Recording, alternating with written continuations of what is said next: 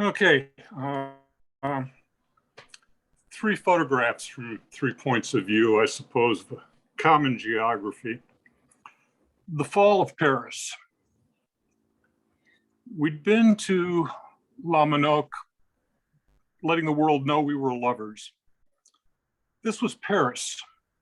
The spring was 1940, and heads didn't turn to follow us because we were two women embracing, but because we were beautifully young. We must have been young, mon chéri. How else could we have found ourselves dancing on a rooftop parapet, looking down as if it were nothing, 10 lofty stories to the sober Sunday street below? How else could we find each other? This memory doesn't end in disaster. You didn't fall, nor obviously did I. It ends instead in common tragedy. The Germans came to us in June. I went to the countryside with the resistance. You stayed in the capital, a Jew. Le Petit Balcon, 1953. Un pas de toi. Summer's gone and fall demands wool overcoats on top of men's suits or ladies' full skirts with petticoats, at least among the spectators crowding the rim of the dance floor. Cigarette smoke carries the aroma of cordials and cocktails everywhere, contrapuntal to the dancer's grace.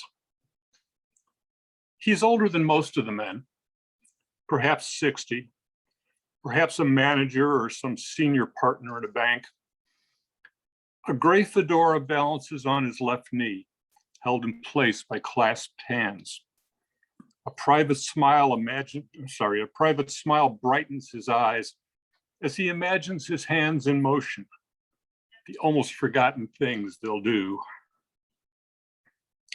Her part done for the moment, a lithe blonde in leotard and skirt sits cross-legged on the floor, thinking of after the show, of dinner with friends and her young lover. She has one arm half raised to drape across the right leg of the gentleman next to her. She doesn't even notice, lost in thought. His wife, also in black, is to the left. If the dancer doesn't register the man, his wife most assuredly does, eyes him, and weighs the thoughts behind the smile. Her matron's gaze shifts to the girl, then back to the reborn boy she married. The sigh is discreet, the shrug gentle. It's good to remember hands in motion. The dancer blushes, realizing her position. The gentleman waves at the apology. The woman puts her arm through his.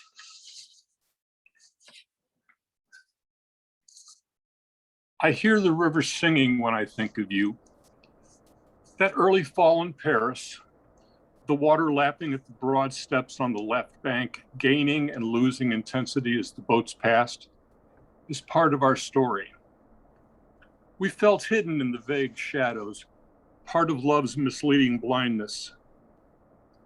We were lost in our kisses, deep in each other's nearness, not oblivious to the world, but taking it as background noise. Closing my eyes reveals you in belted black slacks, a white blouse opened deep at the neck, a thin plaid car coat. The thing is, we were never in Paris.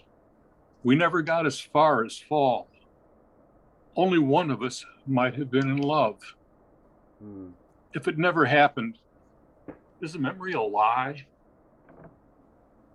Thank you.